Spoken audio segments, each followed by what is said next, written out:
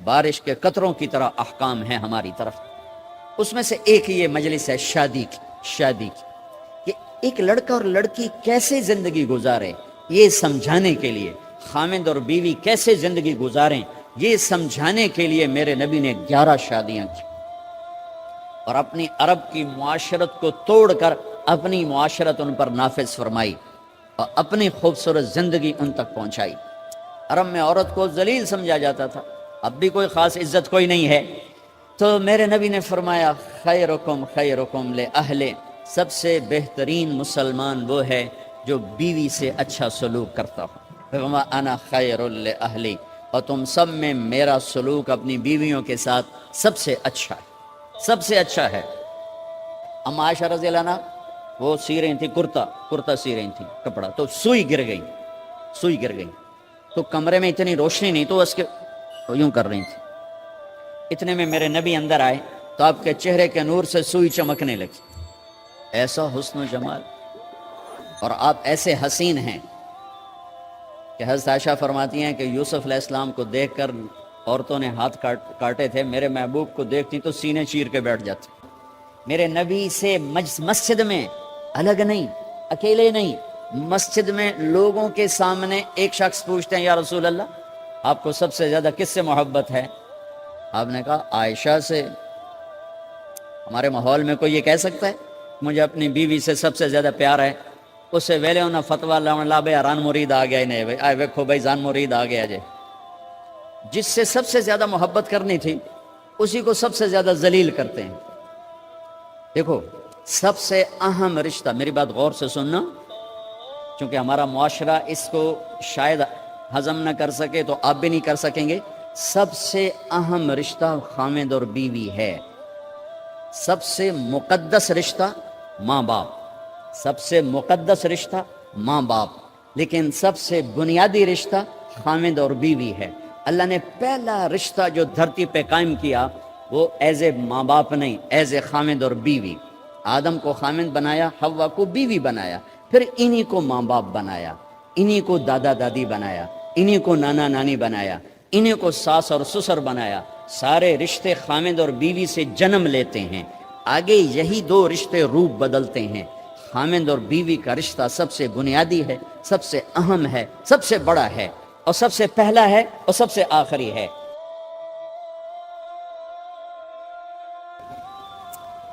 اسلام زندگی گزارنے کا وہ طریقہ ہے جو اللہ نے اپنے علم کامل سے ہمیں عطا فرمایا۔ بنیادی طور پر انسان کے بارے میں اللہ تعالیٰ فرماتے ہیں وَمَا أُوتِيتُم مِّنَ الْعِلْمِ إِلَّا قَلِيلًا، کہ میرے بندو تمہارے پاس علم بہت تھوڑا ہے، جو جس لائن میں جہاں پر بھی ہے تو یہ آیت اس کے اوپر آتی ہے، تھوڑا علم ہے۔ یقیناً تھوڑے علم کے ساتھ صحیح فیصلے نہیں کیے جا سکتے، تو اس لیے اللہ نے اپنے علم کامل سے ہمیں زندگی گزارنے کا ایک قانون دیا، اور اس پر اتنا بڑا چیلنج کیا لا ریب فیہ، الف لام میم ذالک الکتاب لا ریب فیہ۔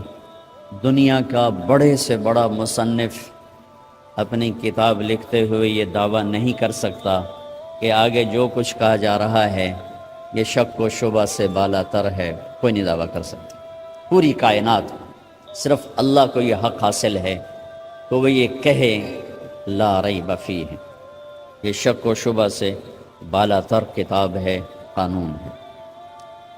اسلام کا ایک حصہ عبادات، دوسرا حصہ معاشرت، اسلامی معاشرت، اس نے ہمارے اندر جگہ نہیں بنائی۔ جو پٹھانوں کی معاشرت ہے وہ اسی پہ چلتے ہیں، جو پنجابیوں کی معاشرت ہے وہ اس پہ چلتے ہیں، جو سندھیوں کی ہے وہ اس پہ چلتے ہیں، جو بلوچوں کی ہے وہ اس پر چلتے ہیں۔ اسلام ہماری معاشرت بدل دیتا تو پوری دنیا کے انسانوں کے لیے اسلام میں آنا بہت آسان ہو جاتا، کیونکہ عبادات سے متاثر کوئی ہوتا ہے، اور معاشرت ایسی چیز ہے جو اس طرح کھینچتی ہے جیسے شہد مکھی کو کھینچتا ہے، اور جیسے روٹی بھوکے کو کھینچتی ہے، اور جیسے پانی پیاسے کو کھینچتا ہے، اسلامی معاشرت ایسی خوبصورت زندگی ہے کہ جو لوگوں کو کھینچتی ہے. شادی بھی معاشرت کا حصہ ہے. میرے نبی نے خود 11 شادیاں کی، 13 کی. 2 شادیاں نکاح ہوا اور طلاق دے دی، گھر نہیں بسایا. 11 گھر بسائے، 2 کا آپ کی زندگی میں انتقال ہو گیا، حضرت زینب بنت خزیمہ اور حضرت خدیجہ بنت خویلد رضی اللہ تعالی عنہما. 4 بیٹیوں کی شادی کی، 11 شادیاں خود کی. شوہر بن کے دکھایا، باپ بن کے دکھایا، سسر بن کے دکھایا کہ ہماری معاشرت جہاں ہمارا جوائنٹ فیملی سسٹم ہے، اگر ہم لوگ شریعت کو جانتے تو یہ بڑا خوبصورت نظام تھا. لیکن چونکہ ہم شریعت نہیں جانتے تو جوائنٹ فیملی سسٹم سے بہت بڑا ظلم وجود میں آ رہا ہے. یہ وہ ظلم ہے جو عدالتوں میں ڈسکس نہیں ہو رہا، جو پنچایتوں میں ڈسکس نہیں ہو رہا. یہ وہ ظلم ہے جو گھروں میں ہو رہا ہے، کیونکہ اپنی وہ حدود باؤنڈری لائن نہیں جانتے کہ میری باؤنڈری کہاں سے شروع ہوتی ہے اور کہاں جا کر ختم ہوتی ہے. ایک گھر کیسے چلنا چاہیے، اس پر سینکڑوں آیات آئیں. اتنی آیات نماز کے لیے نہیں آئیں جتنی ایک گھر کیسے چلنا چاہیے، جتنی اس کے لیے آیات آئیں. سورۃ النساء ساری گھر کی زندگی بتاتی، سورۃ المائدہ گھر کی زندگی بتا رہی، سورہ تحریم گھر کی زندگی بتا رہی، سورہ طلاق گھر کی زندگی بتا رہی، سورہ بقرہ میں گھر کی زندگی کی سینکڑوں آیات ہیں کہ ایک گھر کیسے چلنا چاہیے. چونکہ یہ نہ مولوی جانتا ہے، نہ جج جانتا ہے، نہ یہ ایسی بچہ جانتا ہے، نہ ڈاکٹر جانتا ہے، نہ دیہاتی جانتا ہے، نہ شہری جانتا ہے کہ گھر کیسے چلتا ہے. چونکہ یہ چیپٹر میں آپ کو کیا گلا دوں، ہمارے مدرسوں میں بھی نہیں پڑھایا جاتا. ہمارے مدرسے بھی زور دکھاتے ہیں جہاں کوئی اختلافی بات آ جائے، پھر انہوں نے ویکھن والے ہوندے زور کیویں لگدے. جہاں کوئی اخلاقی بات آ جائے تو استاد بھی ٹھنڈا ہوتا ہے، شاگرد بھی ٹھنڈے ہوتے. تو یہ چیپٹر تو پڑھائے نہیں جاتے، مدرسوں میں بھی نہیں پڑھائے جاتے. تو میں آپ سے کیا گلہ کروں، تو ہمارے مدرسے سے پڑھے ہوئے بچوں کو نہیں پتہ، ہمارے علماء کو نہیں پتہ کہ گھر کیسے چلتا ہے، کہ نبی کی وہ زندگی جو گھر میں تھی وہ کیسی تھی. یہ نہ پڑھی جاتی ہے نہ پڑھائی جاتی. 11 شادیاں شوق کی تھیں، 11 شادیاں شوق کی تھیں. شوق ہوتا تو 25 سال کا خوبصورت جوان 40 سال کی عورت سے شادی کرتا، جن کے 2 شادیاں پہلے ہو چکی ہیں اور ہر شادی سے اولاد موجود ہے. اور آپ ایسے حسین ہیں کہ حضرت عائشہ فرماتی ہیں کہ یوسف علیہ السلام کو دیکھ کر عورتوں نے ہاتھ کاٹے تھے، میرے محبوب کو دیکھتی تو سینے چیر کے بیٹھ جاتی. اور ام معبد ایک بدو عورت نے آپ کا حلیہ بیان کیا تھا، رأیت رجلا ظاہر الوضاء ابلج الوجہ، میں نے ایک جوان دیکھا یوں لگا جیسے چاند زمین پہ اتر آیا. کیا کہنے، لم تعبہ فجلا لم تزری بہ سعلا، نہ پیٹ آگے نکلا ہوا، نہ سر کے بال اڑے ہوئے، حسین دیکھتے ہی نظروں میں جچ جانے والا، وسیم جتنا دیکھوں اتنا دیکھنے کا شوق بڑھتا چلا جائے، قسیم جدھر سے دیکھوں حسن ہی حسن نظر آئے. ان تکلم علیہ البہا، بولے تو نور چھا جائے، ان سکت علیہ الوقار، چپ ہوں تو وقار چھا جائے. ادعج موٹی آنکھ، اکحل سرمگی، اشکل لمبی، احور سیاہ، اہدب پلکیں دراز، فی عینیہ دعج، آنکھوں میں ایک کشش، فی صوتہ سحل، آواز میں جادو، فی عنقہ سطع، گردن سراہی دار، فی لحیتہ کفافہ، داڑھی بڑی خوبصورت، سہل الخدین، گال بڑے خوبصورت، نہ پچکے نہ ابھرے، ولیع الفم، ہونٹ جیسے گلاب کی پنکھڑی، براق الثنایا، دانت ایسے تھے مسکراتے تھے تو دانتوں سے نور نکلتا دکھائی دیتا تھا. عظیم الہامہ، بڑا سر، شدید سواد الشعر، سیاہ کالے بال، رجل الشعر، نیم گھنگریالے بال، واسع الجبین، چوڑا ماتھا، ازج الحواجب، بھویں گول کمان جیسی، اشم، ناک یہاں سے اٹھا، اقنى العرنین، آگے سے باریک، لہو نور یعلوہ، یہاں نور جگمگ جگمگ کرتا رہتا تھا۔ ان فرقت عقیقت و فرق و الا فلا، جب کبھی مانگ نکالتے، کبھی نکالتے تھے کبھی نہیں نکالتے تھے، جب کبھی مانگ نکالتے اور پگڑی شریف اتارتے، ٹوپی اتارتے تو مانگ سے نور نکلتا نظر آتا تھا۔ ایسے جوان کو لڑکی نہیں ملے گی، ایسا حسن و جمال۔ ام عائشہ رضی اللہ عنہ وہ سی رہی تھی کرتا سی رہی تھی کپڑا، تو سوئی گر گئی، تو کمرے میں اتنی روشنی نہیں، تو اس کے یوں کر رہی تھی۔ اتنے میں میرے نبی اندر آئے تو آپ کے چہرے کے نور سے سوئی چمکنے لگی۔ ایسا حسن و جمال۔ اور 40 سال کی عورت سے شادی ہو رہی اور 25 سال ان کے ساتھ گزار دیے، 50 برس کے ہو گئے، 50 سال کے بعد 10 شادیاں، جبکہ شوق اور خواہش ختم ہوتی چلی آ رہی ہوتی ہے۔ میرے نبی نے کہا ما زوجت وما تزوجت الا بوحی من السماء نزل به جبرائیل، فرمایا لوگوں میں نے جہاں شادی کی، میں نے جہاں بیٹی دی، پہلے آسمان سے وحی آئی، پھر میں نے قدم اٹھایا۔ پھر فرمایا میں نے جہاں شادی کی، میں نے جہاں بیٹی دی، آسمان سے بشارت آئی کہ سب جنتی ہیں، سب جنتی۔ یہ شوق کی شادیاں نہیں تھیں، یہ امت کو سکھانے کے لیے۔ معاشرت کے احکام بارش کی قطروں کی طرح ہیں۔ نماز، روزہ، حج، زکوٰۃ کے احکام مختصر، 5 وقت نماز پھر چھٹی، سال میں 1 دفعہ زکوٰۃ پھر چھٹی، زندگی میں 1 دفعہ حج پھر چھٹی۔ لیکن 24 گھنٹے میرے ساتھ کوئی لگا ہوا ہے، میں کسی کے ساتھ لگا ہوا ہے۔ میرا کبھی روپ باپ کا ہے، کبھی خامد کا ہے، کبھی بھائی کا ہے، کبھی بیٹے کا ہے، کبھی سسر کا ہے، کبھی چاچے کا ہے، کبھی مخالف کا ہے، کبھی مسجد میں ہے، کبھی دکان پر ہے، کبھی جج کی کرسی ہے، کبھی اے سی کی کرسی ہے، کبھی قائد ہے، کبھی ماتحت ہے، کبھی افسر ہے، کبھی چپڑاسی ہے۔ میرے تو لاکھوں روپ ہیں، ہر روپ میں میرا اللہ کیا چاہتا ہے؟ بارش کے قطروں کی طرح احکام ہیں ہماری طرف۔ اس میں سے ایک یہ مجلس ہے شادی کی، کہ ایک لڑکا اور لڑکی کیسے زندگی گزارے، یہ سمجھانے کے لیے، خامد اور بیوی کیسے زندگی گزاریں یہ سمجھانے کے لیے میرے نبی نے 11 شادیاں کی، اور اپنی عرب کی معاشرت کو توڑ کر اپنی معاشرت ان پر نافذ فرمائی اور اپنی خوبصورت زندگی ان تک پہنچائی۔ عرب میں عورت کو ذلیل سمجھا جاتا تھا، اب بھی کوئی خاص عزت کوئی نہیں ہے، تو میرے نبی نے فرمایا خیرکم خیرکم لأہل، سب سے بہترین مسلمان وہ ہے جو بیوی سے اچھا سلوک کرتا ہو۔ وما انا خیر لأہلی، اور تم سب میں میرا سلوک اپنی بیویوں کے ساتھ سب سے اچھا ہے، سب سے اچھا ہے۔ آپ مجلس میں تشریف فرما ہیں، تنہا نہیں بیٹھے ہوئے، لوگ بیٹھے ہوئے۔ ایک صحابی پوچھتے ہیں یا رسول اللہ آپ کو سب سے زیادہ کس سے محبت، آپ کو سب سے زیادہ کس سے محبت؟ کیا زندگی سمجھائی ہے میرے نبی نے۔ بھائیو کچھ سیرت پڑھا کرو اللہ کے واسطے، صرف اخبار دے مگر ہی نہ لگے رہے کرو، میرے نبی کی زندگی کچھ پڑھا کرو، صحابہ کی زندگی پڑھا کرو، صحابیات کی زندگی پڑھا کرو۔ میرے نبی سے مسجد میں الگ نہیں، اکیلے نہیں، مسجد میں لوگوں کے سامنے ایک شخص پوچھتے ہیں یا رسول اللہ آپ کو سب سے زیادہ کس سے محبت ہے؟ آپ نے کہا عائشہ سے۔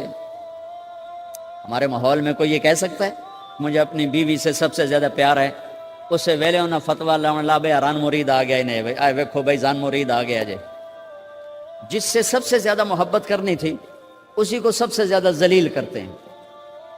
دیکھو سب سے اہم رشتہ، میری بات غور سے سننا چونکہ ہمارا معاشرہ اس کو شاید ہضم نہ کر سکے تو آپ بھی نہیں کر سکیں گے۔ سب سے اہم رشتہ خامد اور بیوی ہے، سب سے مقدس رشتہ ماں باپ، سب سے مقدس رشتہ ماں باپ، لیکن سب سے بنیادی رشتہ خامد اور بیوی ہے۔ اللہ نے پہلا رشتہ جو دھرتی پہ قائم کیا وہ ایز اے ماں باپ نہیں، ایز اے خامد اور بیوی۔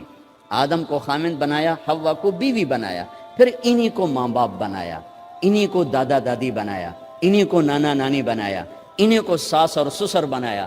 سارے رشتے خامد اور بیوی سے جنم لیتے ہیں، آگے یہی 2 رشتے روپ بدلتے ہیں۔ خامد اور بیوی کا رشتہ سب سے بنیادی ہے، سب سے اہم ہے، سب سے بڑا ہے، اور سب سے پہلا ہے اور سب سے آخری ہے۔ پہلا رشتہ بھی خامد اور بیوی کا قائم ہوا، اور دنیا میں بھی آخری رشتہ خامند بیوی رہ جاتا ہے. پتراں دی شادی ہو گئی, دھیاں دی بھی شادی ہو گئی, بڈھا بڈھی کلے بیٹھے. ہمارے دیس کی کہانی کیا, میرے گھر کی کہانی. میں تبلیغ میں, میرا چھوٹا بھائی لاہور میں, بہنیں اپنے گھر, ماں پیو کلے بیٹھے ہوئے, ہمارے پاس آنے کے لیے تیار نہیں, اپنی جگہ چھوڑنے کے لیے تیار نہیں. پھر باپ فوت ہو گئے تو ہم نے منتیں کر لیں اپنی ماں کی کہ میں فیصل آباد میں رہتا ہوں, میرا بھائی لاہور میں ہوتا ہے, کہ ساڈے کو آ جاؤ. نہ پتر, میں توڑے پیو دی جا نہیں چھڑنی. نہیں آئے ہمارے پاس, تنہا زندگی گزار دی. ہم تو آئے مہمانوں کی طرح آئے اور چلے گئے, تنہا زندگی گزار دی. تو پہلا رشتہ خامند اور بیوی, آدم اور حوا. پھر دنیا میں بھی اگر زندگی ہے, پہلے مر جاؤں تو الگ بات ہے, اگر زندگی ہے تو پھر آخری رشتہ خامند اور بیوی. اور جنت میں جا کے ہمیشہ کا رشتہ خامند اور بیوی. ہر آدمی اپنی بیوی کے ساتھ اور ہر عورت اپنے خامند کے ساتھ جنت میں جوڑا جوڑا ہوں گے. بچے اپنی جنت میں, ماں باپ اپنی جنت میں, ساس سسر اپنی جنت میں, بھائی بہن اپنی جنت میں. جنت میں بھی خامند اور بیوی کا اللہ نے ساتھ بنایا ہے. یہ رشتہ سب سے اہم رشتہ ہے. اس رشتے کو باقی رکھنے کے لیے اللہ تعالیٰ نے سینکڑوں آیات اتاری, اور اس میں دخل اندازی کے لیے کوئی راستہ نہیں چھوڑا. اولاد کو بھی نہیں چھوڑا کہ خامند اور بیوی کے رشتے کو. بعض بیویاں ایسی نادان ہوتی ہیں کہ اولاد کی محبت میں خامند کو ڈیگریڈ کرتی ہیں. بعض خامند ایسے نادان ہوتے ہیں اپنے ماں باپ کے احترام میں بیوی کو ذلیل کرتے ہیں. اپنے بہن بھائیوں کی سن سن کر اپنی بیوی کو مارتے پیٹتے ذلیل کرتے ہیں. یہ ہر گھر کی کہانی ہے. ان دونوں سے میرے اللہ نے روکا ہے. خامند اپنی بیوی کو سب سے زیادہ عزت دے, بیوی اپنے خامند کو سب سے زیادہ عزت دے. حقوق میں سب سے بڑا حق اب خامند اور بیوی کا ایک دوسرے کے ساتھ جوڑا گیا ہے کہ ان سے نسل چلنی ہے, ان سے نسل چلنی ہے. آپ حیران ہوں گے, بیوی کے ذمہ خامند کی روٹی پکانا شریعت نے نہیں لگایا, تو خامند کے ماں پیو کی روٹی کیسے ذمہ ہوگی؟ خامند کے بہن بھائیوں کی روٹی کیسے ذمہ ہوگی؟ کتنی بہنوں نے گھر اجاڑ دیے بھائیوں کے, کتنے ساس سسر نے اپنے بیٹے کے گھر اجاڑ دیے. یہ چاروں طرف پھیلی ہوئی کہانیاں بتا رہا ہوں, کوئی خواب نہیں سنا رہا ہوں, کوئی باہر کی زندگی نہیں بتا رہا ہوں. کہ جوائنٹ فیملی سسٹم بہت اچھا ہے اگر شریعت کا پتہ ہو, اور بہت برا ہے اگر شریعت کا پتہ نہ ہو. چڑا چڑی بھی اکٹھے ہوتے ہیں تو گھونسلہ الگ بناتے ہیں کہ ساس سورا کے دائیں سرتے نہ آ پاوے. ہمارے دوست ہیں مار ظفر حراج, میں تو ان کی بات سن کے حیران ہو گیا. کوئی دین کا پتہ کوئی نہیں, شریعت کا پتہ کوئی نہیں, بہت شریف آدمی, ہمارے قریب پڑوسی ذمہ دار ہیں. تو ان کے بیٹے کا نکاح پڑھا ہے, میں کہ جیسے ابھی عزیز کا نکاح پڑھا ہے نا, ان کے بیٹے کا نکاح تھا. تو ابھی مہمان نہیں آئے تھے تو ہم ایسے بیٹھے تھے, تو مجھ سے کہنے لگے مولانا صاحب میری بیگم میں نے آخیا کہ گل سن آپ ہن ہنڈ گئے ہیں, ان کر میرے پتر دا گھر وکھرا بنا. او نو وے اساں کہہ دی دھی لائے تے آئیے تو مڑ اساں اودے تے سر تے بیٹھے ہوئیے, پہلے میرے پتر دا گھر وکھرا بنا, او دی ڈولی وکھری لایا تو مڑ میں شادی کرساں پتر نے. چلو وہ تو طاقت رکھتے تھے, انہوں نے الگ گھر بنایا. شریعت نے یہ عورت آنے والی لڑکی کا حق رکھا ہے کہ اگر خامند کے پاس طاقت ہے تو اس کو الگ گھر دے. اگر وہ ڈیمانڈ کرے کہ آپ مجھے الگ گھر لے کر دیں تو یہ ماں باپ کی نافرمانی نہیں, یہ حق تلفی نہیں, اس آنے والی کا حق ہے کہ اس نے تیری نسل کو سنبھالنا ہے. اگر یہ ساس کے بھی سنیں, سسر کے بھی سنیں, نندوں کے بھی سنیں, دیور کے بھی سنیں, پھر تیری بھی سنیں, تو یہ تو پاگل ہے, یہ بچے کہاں سے پالے گی؟ یہ بچوں کی تربیت کب کرے گی؟ یہ تو دن کو روئے گی کہ سس ہے آکھیا, رات کو روئے گی سورے آکھیا, اگلے دن آکھے گی میں نے تو تیری بہن ہے آکھیا. تو اس کو تو بچے پالنے کا وقت نہیں. ہماری نسل کیوں برباد ہو گئی؟ کہ ماؤں نے اپنی ڈیوٹی چھوڑ دی ہے. 3 سال کا بچہ سکول میں ڈالنے لے, بلا سکول والوں کیڑی فکر ہے, انہوں نے پیسے لے کے انہوں کھڈاونا. میرے نبی نے کہا 7 سال تک تو نماز بھی نہ کہو, گلے سے لگا کے رکھو. 7 سال تک نماز بھی نہ کہو, بس اس کو قریب کرو قریب کرو قریب کرو. 10 سال میں جا کے نماز کہو. 3 سال کے بچے کو ڈالتے ہیں اسکولوں میں, اس کے لاشعور میں ماں باپ سے نفرت پیدا ہو جاتی ہے. یہ میری اب بیتی ہے, اللہ نے مجھے تبلیغ میں لگا دیا تو شریعت پڑھنے کے بعد اللہ نے میرا سر جھکا دیا, ورنہ میں تو بالکل باغی ہوتا. تو میرے نبی فرما رہے ہیں 7 سال تک نماز بھی نہ کہو, بس سینے سے لگا کے رکھو تاکہ تمہاری صفات منتقل ہوں اور تمہاری محبت ان کے اندر منتقل ہو. تو جب بیوی پر پورے گھر کا بوجھ پڑ گیا تو وہ اپنے بچوں کو کب پالے گی اور بچوں کی کب وہ تربیت کرے گی؟ وہ تو صبح سے شام تک چولہے پر تھک چکی ہے, اور اوپر سے جو تانے ہیں وہ الگ ہیں, جلی کٹی, کبھی ساس کہہ رہی, کبھی سسر کہہ رہا, کبھی بہنیں, کبھی دیور. تو وہ تو بالکل بیچاری پاگل ہو جاتی.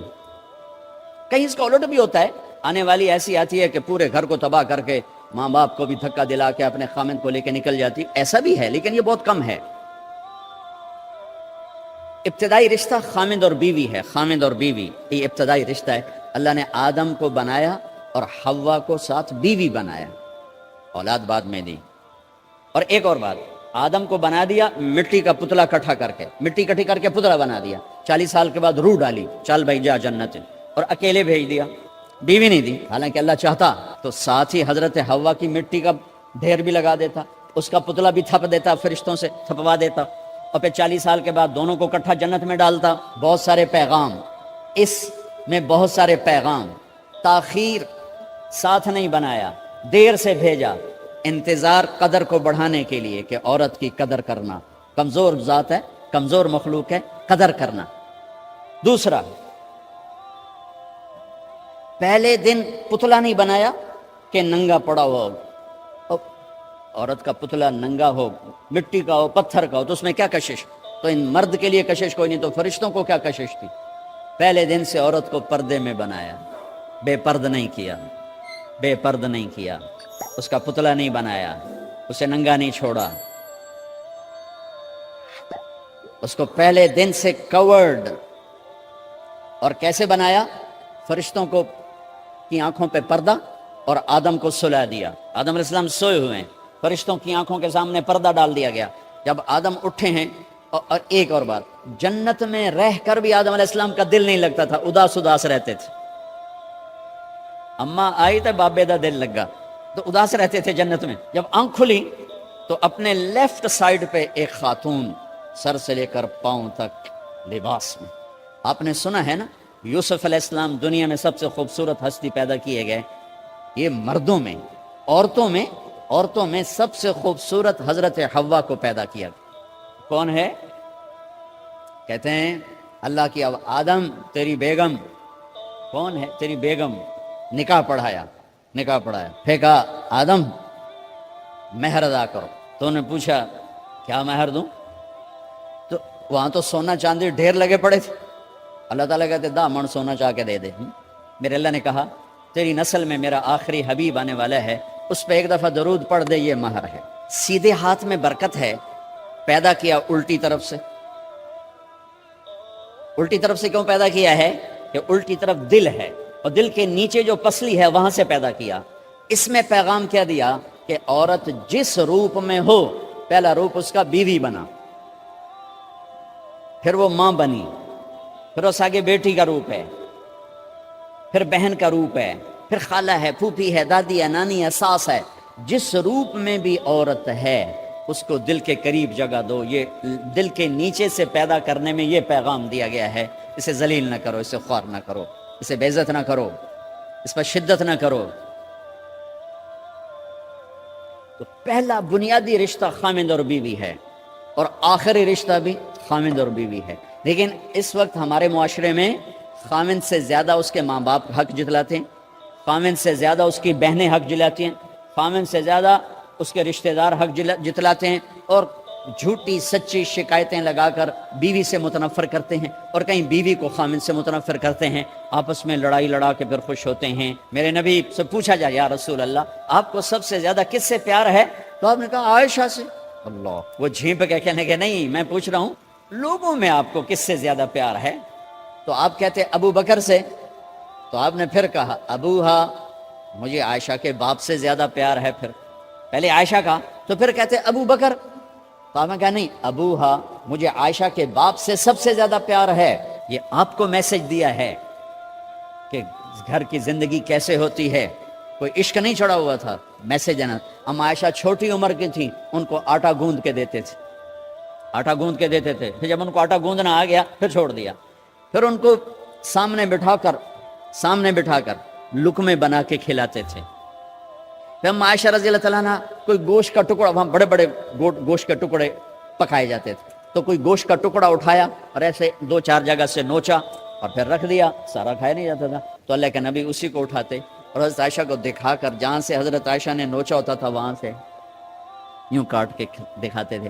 پھر حضرت عائشہ رضی اللہ تعالیٰ نے گلاس اٹھایا پانی پینے کے لیے، جہاں ہونٹ لگائے پہ گلاس رکھ دیا، بڑے بڑے گلاس ہوتے تھے، تو حضرت ہمارے نبی اٹھاتے تھے، جامع عائشہ کے ہونٹ لگے ہوتے تھے وہاں ہونٹ لگا کے پانی پیتے تھے. یہ آپ کو سکھانے کے لیے ہے. اپنے گھر والوں کے ساتھ بیٹھ کے کھانا کھاتے.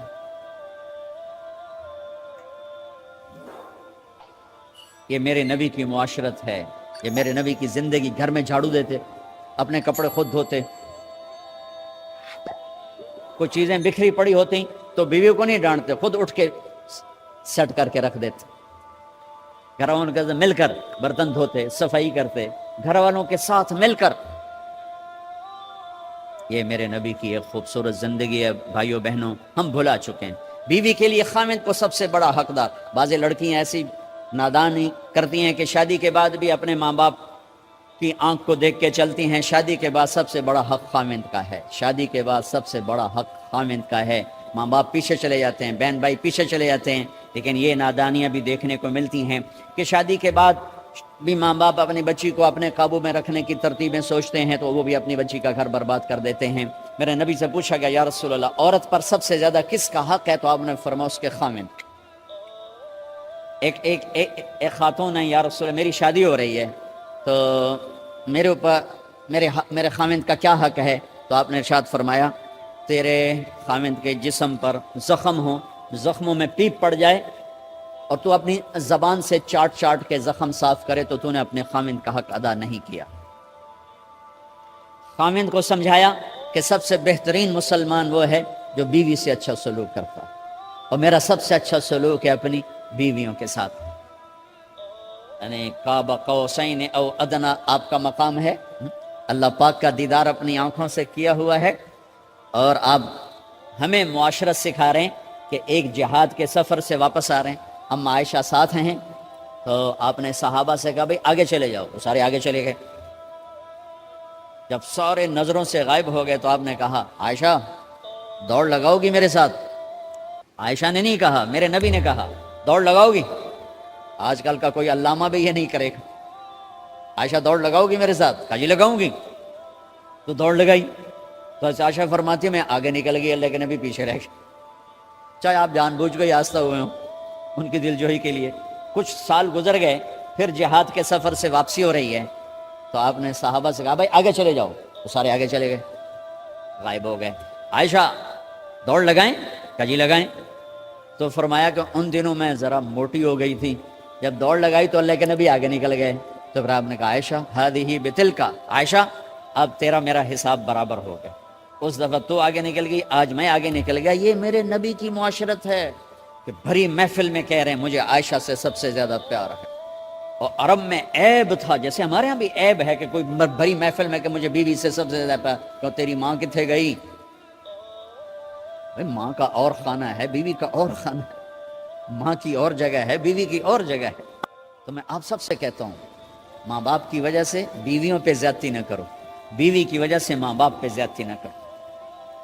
بڑے ہو تو بڑے بنو. ہمارے نبی آپ سسر بھی ہیں نا، آپ نے 4 بیٹیوں کی شادیاں، 2 تو ایک ہی کو دے دی عثمان کو،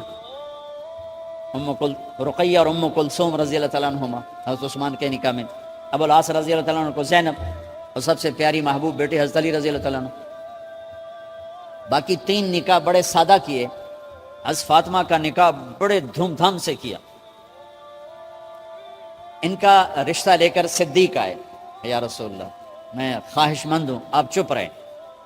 پھر حضرت عمر بعد میں گئے، یا رسول اللہ میں خواہش مند ہوں آپ چپ رہے. تو عبد الرحمن بن عوف رضی اللہ تعالیٰ نے حضرت علی سے کہا علی تو جا، تجھے دے دیں گے. وہ کہنے لگے میں تو بہت غریب ہوں، مجھے کہاں دیں گے. حضرت علی کا ذاتی گھر بھی نہیں تھا، کسی سے ایک کوٹھا مانگ کے اس میں رہ رہے تھے مدینہ میں. کہا نہیں تو جا جا.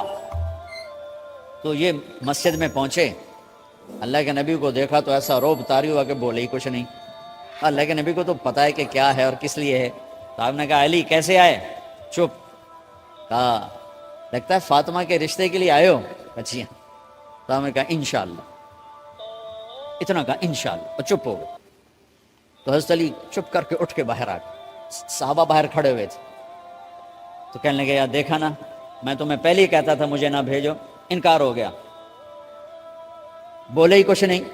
تو حضرت عبد الرحمن بن عوف کہنے لگے جنہوں نے بھیجا تھا کچھ تو کہا ہوگا، کہ بس انشاءاللہ کہا. کہا تو اللہ کے بندے ہاں ہو گئی، نبی کی انشاءاللہ ہاں ہوتی ہے، یہ ہاں کیوں نہیں کی؟ سبحان اللہ، اللہ اکبر، یہ ہاں کیوں نہیں کی؟ گھر گئے، فاطمہ علی کا رشتہ آیا ہے کر دوں، اس لیے ہاں نہیں کی۔ ہم تو بیٹیوں سے پوچھتے ہی نہیں، عیب سمجھتے ہیں بیٹیوں سے پوچھنا، جی میں گاں نو بن چھڑیا قلعے نال، ایویں اسی دیاں نو بن چھڑنے قلعے نال۔ مجھے ایک اپنی مطلب برادری لیول کے ایک خاتون کا فون آیا کہ مولانا پڑھایا مجھے لاہور میں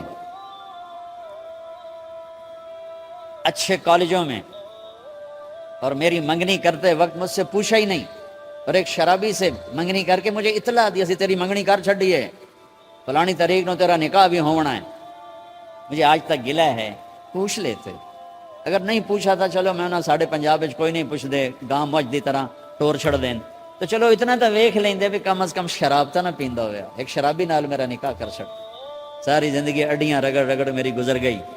علی جیسا رشتہ آیا ہو تو اوپر سے حکم بھی آ چکا ہو کہ علی کو ہی دینا ہے، تو پھر آپ فاطمہ سے پوچھیں فاطمہ تیرا رشتہ آیا ہے علی کا کر دوں؟ حضرت فاطمہ نے ہاں کی تو پھر مسجد تشریف لائے۔ یہ آپ کو معاشرت سکھائی جا رہی کہ بیٹیوں سے بھی پوچھو، زندگی انہوں نے گزارنی ہے، تم نے تو نہیں گزارنی۔ بس میری غیرت دا سوال ہے، میں اتنا ہی کرنا نہیں تھا بیٹھی رہے۔ میری اپنی فیملی میں اتنی عورتیں بوڑھی ہو کے قبروں میں چلی گئیں، بس اتنا ہی کرنا نہیں کرنا تھا بیٹھی رہے، وہ بیٹھی رہ گئیں۔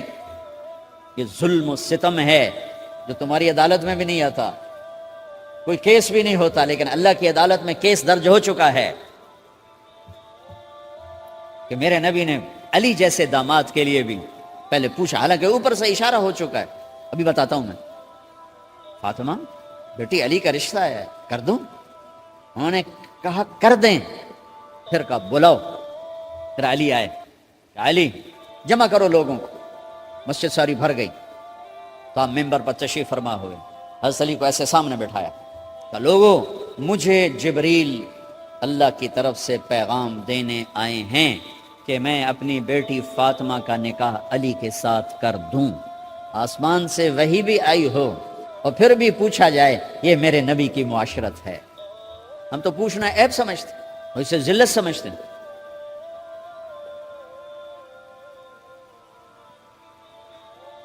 پھر آپ نے اتنا بڑا اہتمام کیا، مسجد نبوی پرانی جو آپ کے زمانے کی تھی، بہت بڑا ہال تھا، اس کا بھرا ہوا تھا، آپ نے سب کو شہد کا شربت پلایا، خود نکاح پڑھایا، نکاح کا خطبہ پڑھ کیا، پھر کہا علی میں نے فاطمہ بنت محمد کو 400 درم مہر کے عوض تمہارے نکاح میں دیا، تو نے قبول کیا؟ انہوں نے کہا جی میں نے قبول کیا، اور سجدے میں چلے گئے اور زور سے دعا مانگی، رب اوزعنی ان اشکر نعمتک التی انعمت علی وعلی والدی وان اعمل صالحا ترضاہ واصلح لی فی ذریتی انی تبت الیک واننی من المسلمین۔ میرے نبی نے کہا آمین، زور سے کہا آمین۔ نکاح ہو گیا۔ رخصتی ہوئی 6 مہینے بعد، 1 مہینے بعد، 1 سال بعد، 3 روایات ہیں، فوراً 4 روایات، لیکن زیادہ صحیح ہے دیر کے بعد، فوراً نہیں ہوئی، کچھ عرصے کے بعد رخصتی ہوئی۔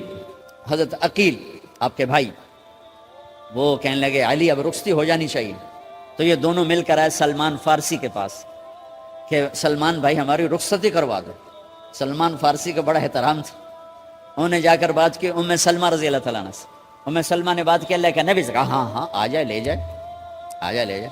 تو علی رضی اللہ تعالیٰ عنہ اپنی اونٹنی لے کر آئے، تو حضرت علی کا گھر وہ کرائے پر گھر تھا ایک کونے پر، تو وہاں اسماء بنت امیس اور ام ایمن گئیں اور اس کے فرش کو لیول کیا، فرش میں سرخ مٹی ڈال کے اس کو لیول کیا، اور دیواروں کی پوچا پاچی کی، اور وہاں کھوٹیاں لگائیں کپڑے ٹانگنے کے لیے۔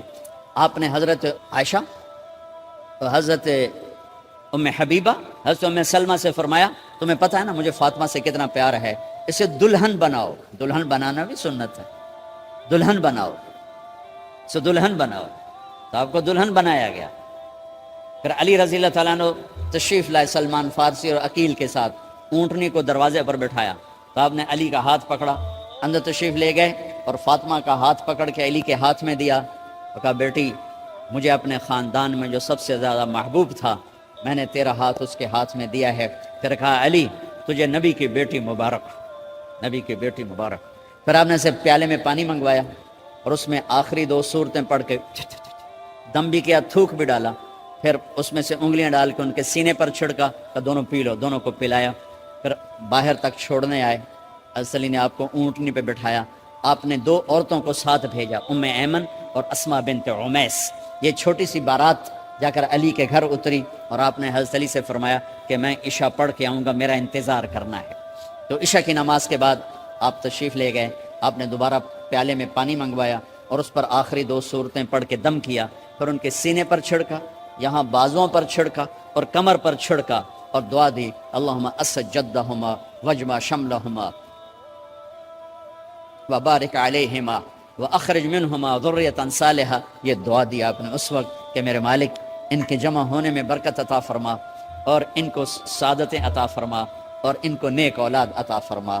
یوں میرے نبی نے اپنی بیٹی کو رخصت فرمایا.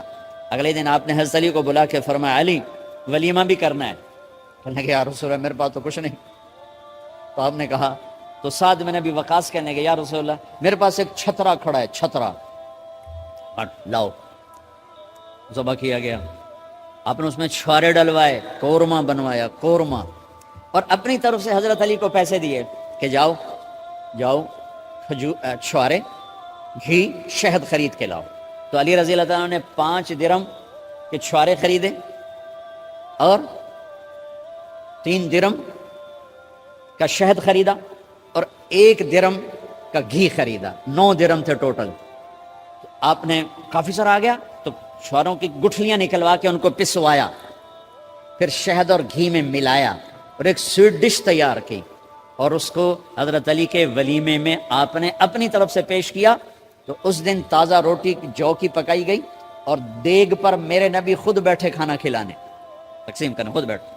اب ایک چھترا ہے، 13-14 کلو گوشت ہے، 15 کلو، تو 50 آدمی کھا لیں گے. آپ نے کہا سارے مدینے کو دعوت ہے. سارے مدینے والے جتنے بھی آئے اور میرے نبی خود دیگ سے نکال کے کھلاتے رہے. سارا مدینہ ولیمہ فاطمہ کا کھا گیا اور دیگ بھری پڑی تھی. تو ولیمے میں تکلف جائز ہے، سادگی بھی جائز ہے. سادگی بھی سنت ہے، تکلف بھی سنت ہے. ہاں جو ہماری خرافات ہیں، فضولیات ہیں، یہ تباہ کن ہیں، ان سے بچنا بڑا ضروری ہے. اور بھائیو کسی کی شادی ہو، اس بچے کی ہو رہی ہے، یہ افسر ہے، ایک ریڑھی والے کی ہو، کسی بھی گھر کی آبادی کا ایک ہی سبب ہے، وہ میٹھا بول ہے، وہ اچھا سلوک ہے. جس کی بیٹی کو لے جا رہے ہو اسے عزت دینا. اور یہ جو جا رہی ہے یہ ان کو اپنا ماں باپ سمجھے، اپنے خامند کے ماں باپ کو اپنے ماں باپ سمجھے. جاتے ہی لکیریں لگانا نہ شروع کر دے، میں انہوں وکھرا کرتے نوائدے کرتے نوائدے کر. وہ اپنے گھر کا ایک فرد بن کے زندگی گزارے. جو لے کے جا رہے ہیں ان کے ذمہ ہے کہ اس کو بیٹی بنا کے لے جائیں. سسرال جو ہوتے ہیں وہ ہمیشہ عیب دیکھتے ہیں، خوبیاں انہیں نظر ہی نہیں آتی. تو کھٹ بٹ تو ہوتی رہتی ہے، کوئی ایسی بڑی بات نہیں. کھٹ بٹ کو صلح میں بدلو، مزید چڑھائی جھگڑا نہ بڑھاؤ. میرے نبی حضرت فاطمہ کے گھر آئے، دیکھا تو آپ اداس بیٹھی. آپ نے کہا فاطمہ بیٹی کیا ہوا؟ کہ میرا اور علی کا جھگڑا ہو گیا. اچھا. خود گئے بیٹی کے باپ ہو کر، دیکھا تو حضرت علی مسجد میں سوئے ہوئے تھے. آپ نے ان کو اٹھایا، کہا یا ابا تراب قم، آپ کو یہ ٹائٹل یہاں ملا، اے ابو تراب. فرمایا کرتے تھے کل کائنات ملتی تو اتنی خوشی نہ ہوتی جتنا اس ٹائٹل کی خوشی ہے. ابو تراب کہنے کا کیا مطلب تھا کہ اظہار محبت کے لیے ایسے ٹائٹل دیے جاتے تھے. تو ابو تراب کہہ کر یہ میسج دیا کہ میاں بیوی کی لڑائی ہوتی رہتی ہے، میں تجھ سے ویسے ہی محبت کرتا ہوں جیسے پہلے کرتا تھا. یہ میسج دیا اس نے. اب حضرت علی کو لائے اٹھا کر اور گھر میں تشریف لائے. نہ علی کی سنی نہ فاطمہ کی سنی. ہاں بھائی علی کی مسئلہ ہے، ہمیں فاطمہ کیا مسئلہ ہے. یہ مسئلے سن کے بھی زیادہ لڑائی ہو جاتی. صلح کرامن علی بھی آپ ہو 2-4 لتر مار کے آ جاندے. تو میرے نبی نے کیا کیا، سبحان اللہ، زمین پر لیٹ گئے. ادھر علی کو لٹایا، ادھر فاطمہ کو لٹایا. علی کا ہاتھ اپنی ناف پہ رکھا، فاطمہ کا ہاتھ ان کے ہاتھ پہ رکھا اور بیٹی کے ہاتھ پر اپنا ہاتھ رکھا. پھر فرمایا کہو ہماری صلح ہو گئی. علی کہو، فاطمہ کہو. دونوں نے کہا ہماری صلح ہو گئی. آپ اٹھے، خوش خوش باہر آئے، چہرہ ایسے گلاب کے پھول کی طرح صحابہ نے عرض کی یا رسول اللہ آج آپ بڑے خوش نظر آ رہے ہیں. فرمایا علی و فاطمہ کی صلح کرا کے آ رہا ہو. تو کھٹ بٹ ہو جانا تو کوئی بڑی بات نہیں ہے، مطلب یہ وہ گھر ہے، میں اس گھر کی کیا تعریف کر سکتا ہوں. تو میں آگے کا ایک قول سنا دیتا ہوں ابن عباس کا کہ جنت میں نور کی چمک اٹھے گی. ساری جنت ہی کہیں گے یہ نور کیسا نور ہے بھائی جو ساری جنت کے نور پر چھا گیا. تو فرشتے بتائیں گے کہ او جنت الفردوس میں علی و فاطمہ بیٹھے ہیں، کسی بات پہ ہنسے ہیں، ان کے دانتوں سے جو نور نکلا ہے اس نے جنت کو روشن کر دیا. لیکن کھٹ پٹ یہاں بھی ہو گئی. ان سے بڑا گھر میرے نبی کا ہے، وہاں بھی کھٹ پٹ. ایک دفعہ آپ نے حضرت عائشہ سے کہا مجھے پتہ لگ جاتا ہے جب تو مجھ پہ ناراض ہوتی ہے، مجھے پتہ چل جاتا ہے. انہوں نے عرض کی یا رسول اللہ آپ کو کیسے پتہ چلتا ہے؟ کہ جب تو مجھ پہ ناراض ہوتی ہے نا تو قسم اٹھاتے ہوئے کہتی ہے ابراہیم کے رب کی قسم، اور جب مجھ پہ راضی ہوتی ہے تو پھر تو قسم اٹھاتے ہوئے کہتی ہے محمد کے رب کی قسم. کہ ایسے مجھے پتہ چل جاتا ہے جب تو کہتے ہیں نا ابراہیم کے رب کی قسم تو مجھے پتہ چل جاتا ہے کوئی کھٹ بٹ ہو گئی ہے. تو نبی کے گھر میں بھی ہو جاتی ہے. یہ مسئلہ تو ختم ہوگا جنت میں. ہمارے ذمہ ہے کہ ان چیزوں کو کم کریں. یہ ایک میرے نبی کی معاشرت ہے میرے بھائیوں، اسے سیکھو، اسے سمجھو، اسے پڑھو. تو بھائیوں میرا نبی ایک زندگی دے کر گیا ہے، اس کی تفصیل بیان ہی نہیں کی جاتی. یہ اتنی ضروری ہے جتنی نماز ضروری. نماز تو 5 وقت پڑھیں گے، زندگی 24 گھنٹے روپ بدل رہی ہے. ہر روپ میں میرا نبی کیا چاہتا ہے اس کو سیکھو، اس کو سمجھو. کرو گے اللہ آپ کو چمکائے گا، بنائے گا.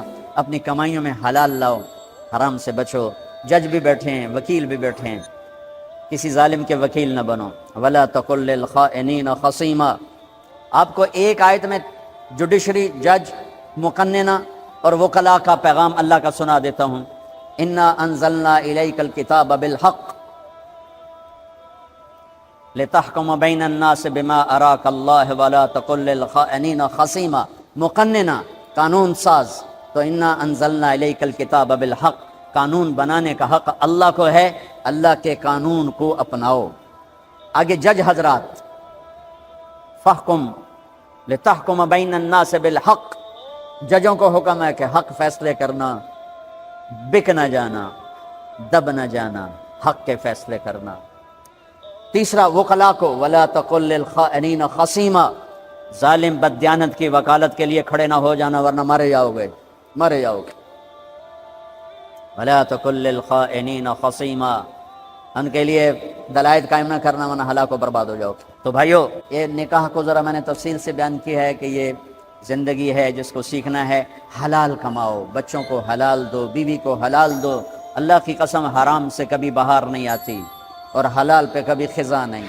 حلال کھانا، حلال کھلانا تو تم شاد و آباد رہو گے. اللہ میں عمل کی توفیق بخشے.